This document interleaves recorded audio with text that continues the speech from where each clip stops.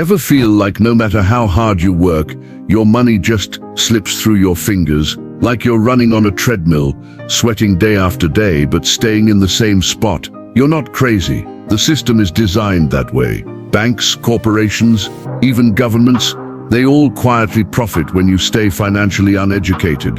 And unless you learn the rules, you'll always be stuck in the game they control. But before we get into it, let me ask you something. What's one money lesson you wish someone had told you earlier in life? Was it credit cards, student loans, maybe even buying your first car? Drop it in the comments. You'd be surprised how many people are in the exact same boat. Because today, we're unpacking exactly how the system keeps you broke, and more importantly, how you can flip it to your advantage. Let's take a closer look at how the system really profits off you. It usually starts with banks. Think back to when you first got a credit card. Remember that feeling? Swipe now, pay later. It felt like freedom. But miss just one payment, and suddenly you're hit with late fees, rising interest, and a balance that snowballs in the wrong direction. That's no accident. Banks don't get rich when you're debt-free. They profit when you're trapped in the cycle. Debt isn't just a mistake to them, it's their business model. And then come the corporations. Ever notice how a car commercial isn't really selling you a car, it's selling you a lifestyle? The open road, the status, the feeling of making it. That's intentional. The sharpest marketers in the world are paid millions to convince you that you need what they're offering. And if you can't afford it, don't worry, they'll happily set you up with a financing plan. Which means they don't just sell you the product, they sell you the debt too, a double win for them. But here's the twist, most people never think about government's benefit just as much. If you're an employee, which is most of us, you pay the highest tax rates. Meanwhile, investors and business owners can make the same $1 million and pay a fraction of the taxes you do. And here's a jaw-dropper.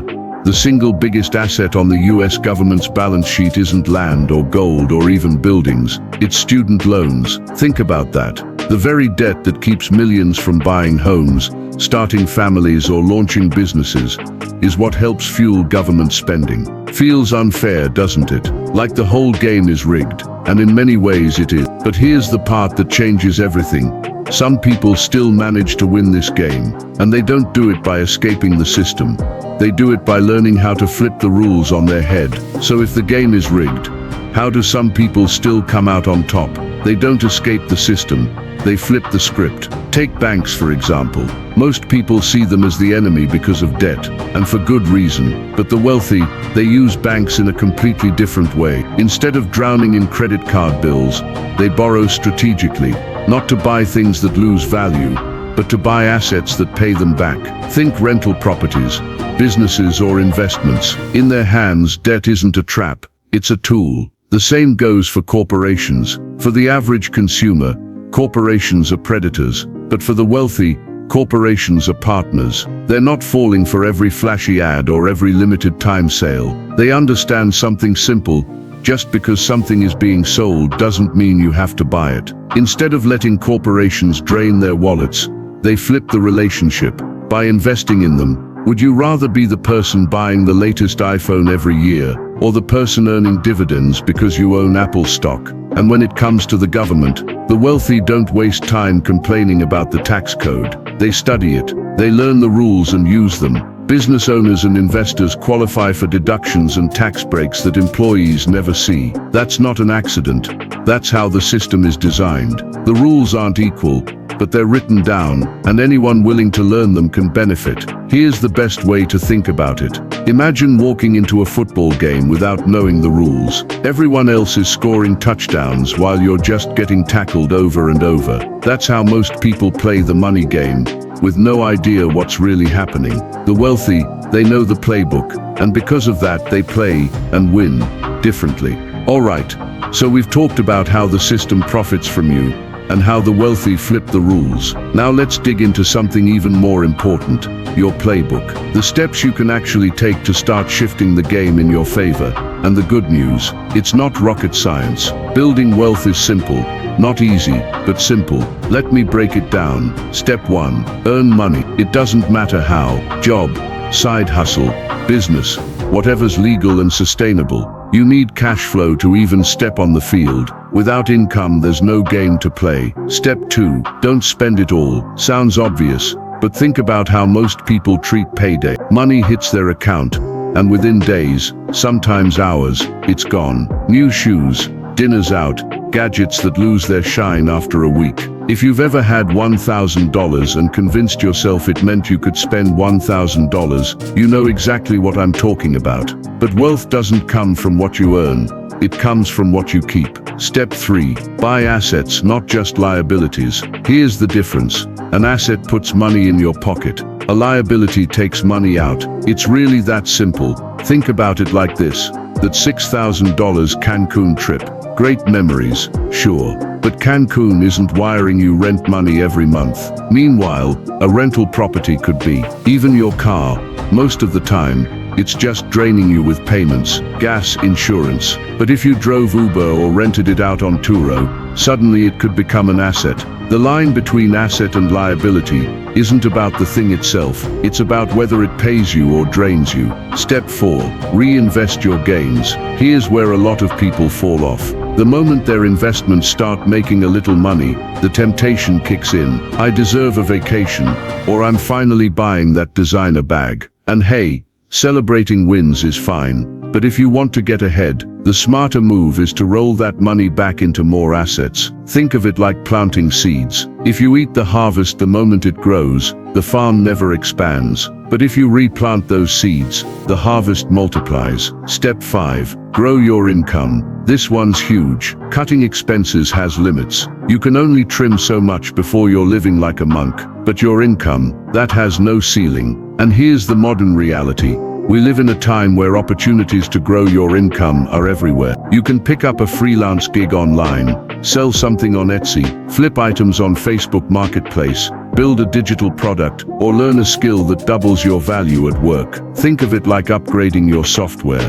The more skills you stack, the more valuable you become. Now let's talk about compounding. Most people think compounding is just some boring math formula, but it's not. It's momentum. It's like social media algorithms. When you first start posting, no one sees your stuff. But as you stay consistent, the engagement snowballs. Suddenly one video pops off, and it feeds into the next, and then the growth feels exponential. Money works the same way. At first it feels painfully slow. A 10% return on $1,000, that's just $100. Nothing exciting. But a 10% return on $100,000 is $10,000. On $1 million, it's $100,000. Same percentage, entirely different outcome. The hardest part is sticking with it long enough for the momentum to kick in. But once it does, the growth feels unstoppable. Just like when a creator goes from 1,000 followers to 100,000 seemingly overnight. What you don't see is the years of compounding effort that built up to that moment. Wealth works exactly the same way. Now here's where most people stumble.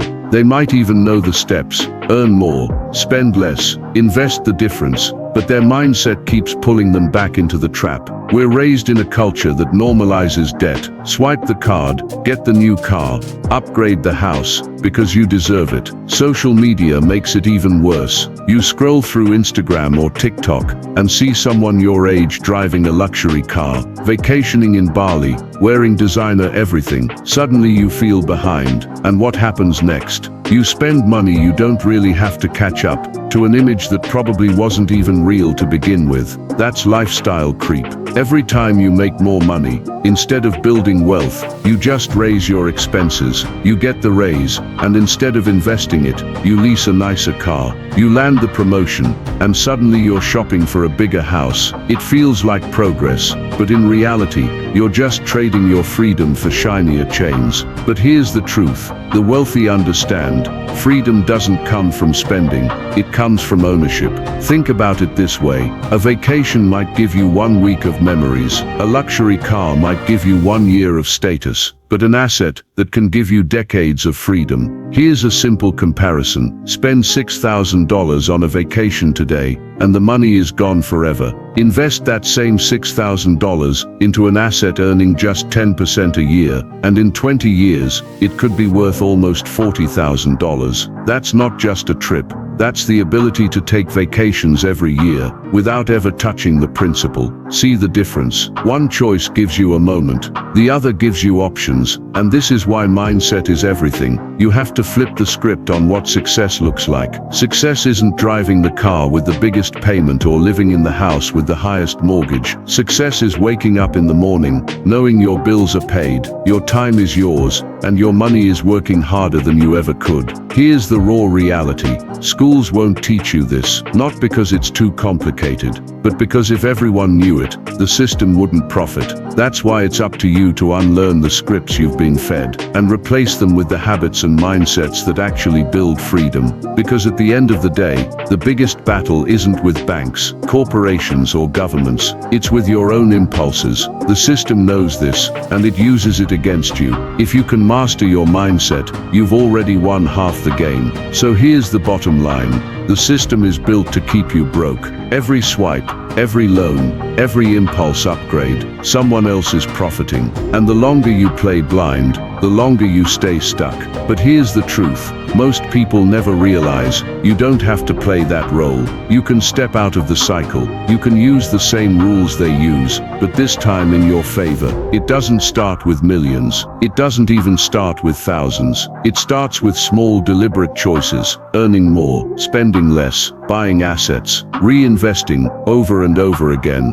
At first it feels slow, invisible, like nothing is happening. But then one day, you look up and realize something's changed. Your money isn't just sitting there anymore. It's moving, it's growing, it's working harder than you are. That's the power of compounding. That's the power of ownership. That's the path to freedom. So make yourself rich before you make everyone else rich. Don't let your boss, your banker, or a corporation cash out on your future before you've built your own. And remember this, the snowball doesn't look impressive when it starts, but if you keep rolling it, patiently, consistently, relentlessly, it becomes something unstoppable. The system may want you broke, but your choices, they decide the ending.